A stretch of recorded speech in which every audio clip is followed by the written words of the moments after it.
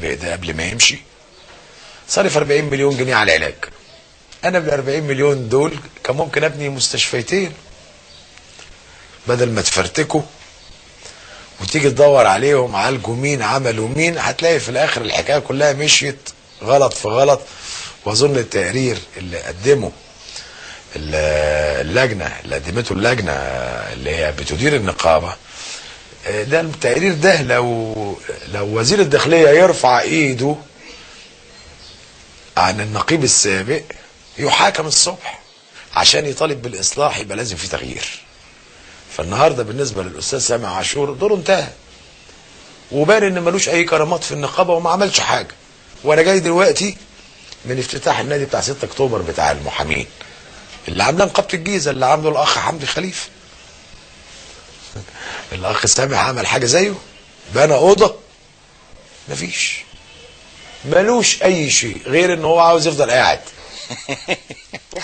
هو معجز استاذ طلعت في ايجازه للي هو عايزه بالظبط. فهو دخل في الصميم ومحدش يختلف على الصميم. هو قال لو وزير الداخليه رفع ايده عن سامح عاشور يعني لا انا هجاوب. وفين بقى المستشفى؟ يعني 40 مليون جنيه على العلاج. مستشفيتين. شوف يا سيدي، هو قال اخر حاجه قالها وكان جاي من نادي 6 اكتوبر.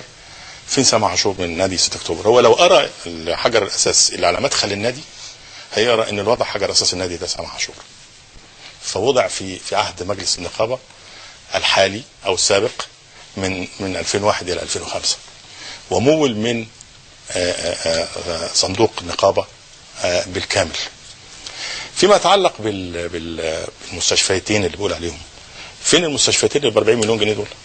ده راجل هو يقصد ان انتوا ما قدرتوش ملف العلاج بالشكل الافضل. لا بص هقول لك على حاجه. احنا عندنا افضل نموذج علاجي متاح مش مطلق. يعني ايه متاح؟ يعني نقابه الاطباء ما عندهاش مستشفى.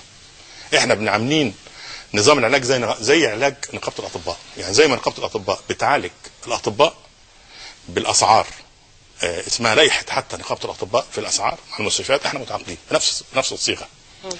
لو احنا فكرنا نبني مستشفى مش هنشتري مستشفى مش هتكلفنا 20 مليون جنيه ولا 40 ولا 400 عشان تعمل مستشفى واحده. احنا عندنا مئات المستشفيات على مستوى الجمهوريه بتتعامل مع المحامين.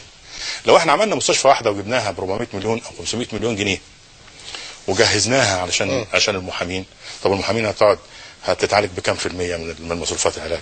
10%؟ 90% من اللي هتدفع نقابه المحامين. في نقابه المحامين هتدفع التكلفه وهتدفع ثمن المستشفى. طب ده كلام خالي. لو ان ذلك متاح، دي مش فكره يعني مش فكره جديده، دي فكره من عشرات السنين وسط المحامين واتدرست واترفضت لانها غير قابله للتحقيق وجدواها الاقتصاديه فاشله.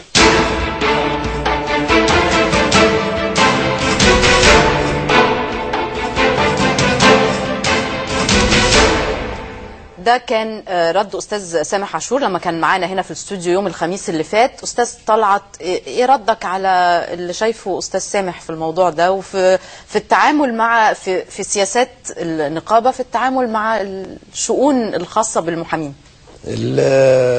طبعا مع احترامي وتقديري للكلام دوت، الاساتذه المحامين كلهم عارفين ان الكلام ده كلام يعني لا يجب ان يقال من نقيب للمحامين.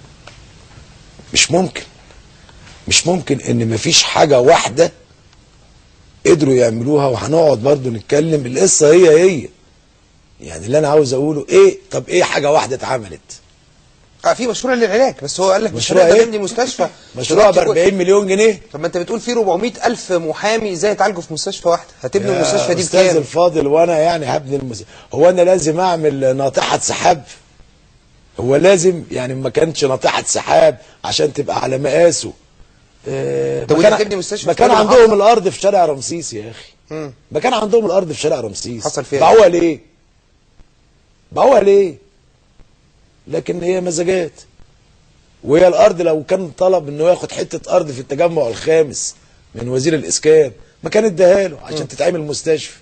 ايه اول حاجة ممكن تعملها استاذ صلعت؟ ايه مستشفى 100 سرير؟ ايه مستشفى 100 سرير؟ في المحافظات ولا بس في القاهره حضرتك؟ انا في البرنامج بتاعي قايل واحده في اسكندريه، واحده في القاهره، واحده في سوهاج. هتمولهم منين؟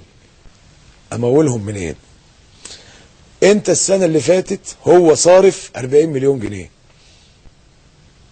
ال 40 مليون جنيه دول انا واحد من الناس اشتركت ومعايا البونات ولم استطيع استخدامها، ما استخدمتهاش، ما لقيتش دكتور اروح له يقبل التعامل معايا بالبونات دي زي ما هي عندي. ال 40 مليون دول راحوا فين؟ ال 40 مليون دول انا كان ممكن ب 20 مليون اخد حته ارض هنا في التجمع الخامس من وزاره الاسكان 1000 متر 2000 متر بالاسعار الرمزيه اللي هم بيبيعوها بالقسط، وابني مستشفى 100 اوضه. 100 اوضه يعني ايه؟ يعني 4 ادوار. هل ده اللي هتعمله استاذ طلعت؟ انا بدي لو لحضرتك بقيت مثال نقيب؟ عشان احنا بنتكلم اصل يعني اذا كان اللي بيتكلم مجنون فالمستمع عاقل. لما انا اعمل 20% ولا 25% من المستشفى من ال 100 اوضه دول 25 اوضه للاساتذه المحامين والباقي استثمار 75 سرير استثمار، ما ده هيصرف على ده. هي ايه المشكله؟ الكلام ده في برنامجك؟ ايوه في برنامجي طبعا. اللي انا عاوز اقوله هي عمليه ايه؟ انا ما عملتش حاجه ما خليش غيري يعمل، او اي واحد يقول اي كلام اسفهه او اعتبره نكته او اعتبرها مضحكه او مقلسه. ايه الكلام ده؟ بس يا استاذ طلعت ايه العجز اللي احنا فيه ده؟ حتى مبنى النقابه، شوف المبنى بتاع الصحفيين جنبنا وشوف المبنى بتاعنا.